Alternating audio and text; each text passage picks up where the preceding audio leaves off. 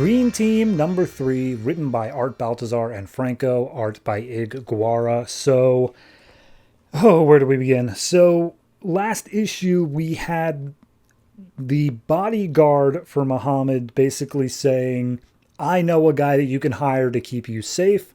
And Sylvia, I think her name was, got a robot arm because she had a cut on her arm when she picked up the tech disc thing. Okay, just accept that and move on. So this issue just picks up sometime later where the Green Team have hired Deathstroke. And I say sometime later because it's definitely less than like a day. But they hired Deathstroke, who were making their way through this building. And Deathstroke's like, no, I refuse. I'm not taking the job. And basically the bodyguard, whatever his Abisha, is trying to convince Deathstroke of like, look, I don't care about the Commodore, who's this entire time he's on the phone with JP Houston and Sylvia, saying like, no, don't worry about it. I got it all taken care of, guys. Just sit tight and I'll have this all situated in a minute. And he's like, I don't care about the Commodore. I only care about Muhammad. He's the one that is trying to be killed and we just need to protect him. And we see that Muhammad's talking to LL on the little tablet device. And she's like, I wish I was along. And he's like, no, you don't. This is not as fun as it seems to be. As, mind you, they're still being fired upon. Like, they're in the middle of a firefight. And Deathstroke is still just saying, like, yeah, okay, and how did you guys even get here? And it's like, yeah, we drove the Batmobile here. It's a whole big thing. So we cut over to Sylvia and JP. There's a bunch of paparazzi surrounding their building because Sylvia is still like the starlet who missed her like showing up on set. And JP's just yelling into the phone because there's so much gunfire going on around Commodore he can't hear him. And he's like, I don't know. He said they'll be there soon and something about costumes. Like, I don't know. We'll just sit and wait and see.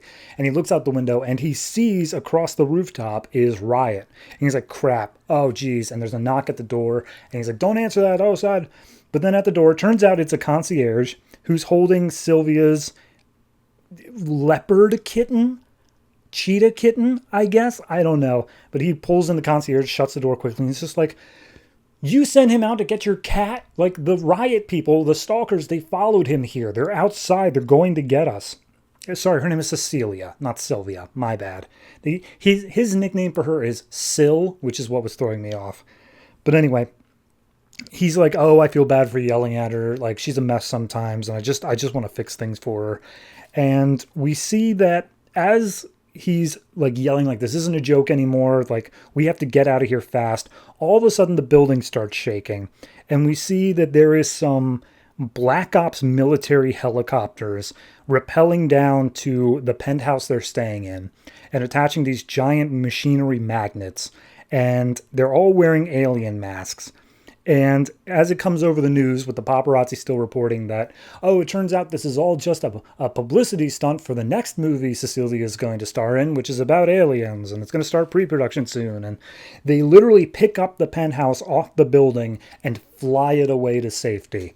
As the paparazzi is like, oh man, it turns out that the Commodore bought the hotel just before this happened so that he would be able to make this, get this escape route planned out. So either way, that all happens there. Then we see Deathstroke again with the group in Miami. And he's saying, oh, I've got a target here. His name is Manfredi. And he's taking, he's a bad guy. He's a very bad guy. And he's taking things from other people. And Commodore's like, we don't have time for this. I'm just going to deal with this guy. And so he throws down a sticky grenade, like a grenade that explodes into sticky goop that expands into foam and stops all the guys who were shooting at Deathstroke. And he's like, there, see, taken care of. And Deathstroke's like, great, but I need to get to the room past all the sticky goop. How do you explain I do that, idiot? And Muhammad starts to chime in. He's like, no, I ain't talking to you. I don't even know why you're here. The only reason you're not dead is because of your security guard here. And the security guard says, like, okay, by the way, this is Prince Katani, like he's the one that I'm working with now. And Deathstroke's like, oh, I'm sorry, you're Prince Katani. That changes everything. So Commodore pulls out this power glove that he waves his hand, and then all of the goop just magically moves to the side along with the guys. So they're able to make their way into the door behind it. And as they get back, Manfredi is using a zip line that Deathstroke already had set up to try to escape. And he's beating up all of Manfredi's goons as like everyone else is just standing there like, Deathstroke, do you want us to help? And he's like, no, don't touch anything. I'll take care of this. And Manfredi makes his way off the zip line as Deathstroke goes down after them. And he just jumps, like he's not going down. But then we see that Muhammad and Commodore have decided, they're like, oh, well, that guy's a bad guy. We need to stop him. So they hop on the thing and they go down. And Muhammad makes the point of like, okay, but like, we only know he's a bad guy because Deathstroke is saying that, and Deathstroke's not exactly a good guy either. And Commodore's like, dude, you got to roll with your gut if you're going to be part of the green team. Like, that's all a big thing here. So they make their way to the bottom. They take out Manfredi. And Deathstroke's like, okay, I changed my mind. I'll take your riot contract, but I'm taking double. And Prince Katani here needs to get his father to owe me a favor. And without even saying anything, Muhammad's like, done. And the security guard hates that, but Deathstroke's like, all right, cool. Here's the first half of my payment, as he takes Manfredi's money. And he's like, and I'll be in touch in like a day or so. So at that point, they're like, okay, we need to reconnect with the rest of the green team. We need to all get safe. Let's do this. And they make their way to Monaco. We see the next day they're all sitting waiting inside of a limousine for Deathstroke to contact them. And we see that JP is really upset with the whole situation. He doesn't want any part of the green team. He just wants to get Cecilia out of here to safety.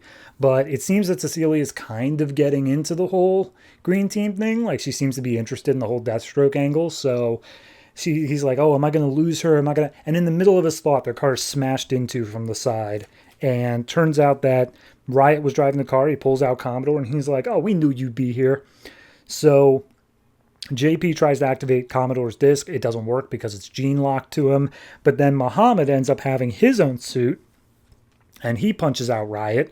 And then Deathstroke comes in and delivers the final blow and ties Riot up. And he's like, all right, there you go. I used you guys as bait. I don't care what you have to say about that. The contract was that I catch one of these guys. So here he is. And they're like, I mean, what are we supposed to do with him? He's like, well, his superpower, as I've already managed to figure out, is that he can distribute his pain. So all of them share in pain, so therefore they're able to take a bunch more hits. But I've also figured out that the main guy, the head chief Riot, he's somewhere in Monaco. So good luck with that. Just torture this guy a bit to figure it out. Anyway, I'm out. Prince Katani, remember, you owe me a favor. Bye.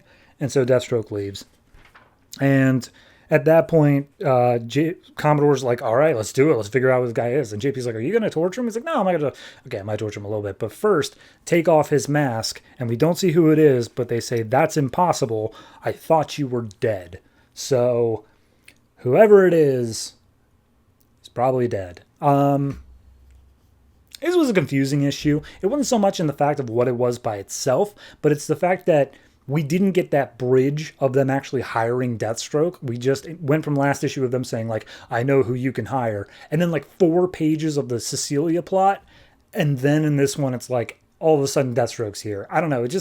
It seemed weird. Also, the Manfredi thing, that seemed random. That was just, I understand it's Deathstroke was in the middle of a job, but, like, I kept expecting it to be like, oh, no, he's working on a job already for them, I guess. But no, it's just a random-ass guy. So, yeah, I don't know. It not that great of an issue, all things considered. If anything, it's just getting Riot off the table. Which, did we really need that for how short the series is going to be? I know they didn't know how short it was going to be, but seriously, we could have stretched this villain out for the whole series, and I don't think anyone would have noticed. Overall, though, I'm going to say this one is probably a 6. Not that great. Art style's fine, but it is just kind of a intermediary issue. It doesn't really feel like it's really doing much of anything. So, see if it picks up next time.